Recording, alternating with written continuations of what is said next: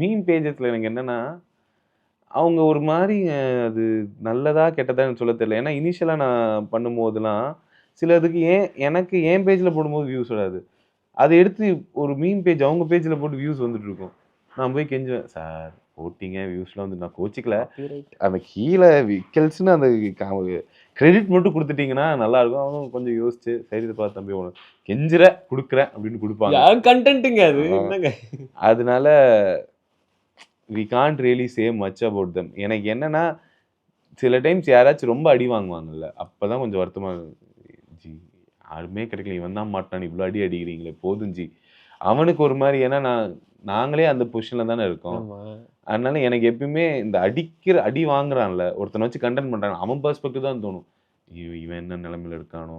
என்ன mental health போயிட்டு இருக்கோ? அப்படிதான் தோணும். அடுத்து கேட்க வர்றது அதான் நீங்களே ஒரு க்ளூ குடுத்தீங்க. அடி வாங்குறது, அவமானம் இந்த ம். விஷயம்.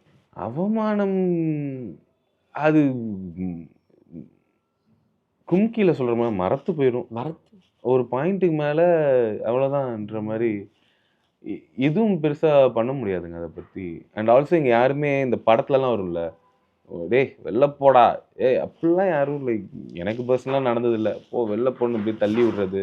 சேர்த்துக்க மாட்டாங்க. அது இருக்கு. கூப்பிடுறேன் தம்பி. அப்படி யாருக்குமே நமக்கு டைம் இருக்காது.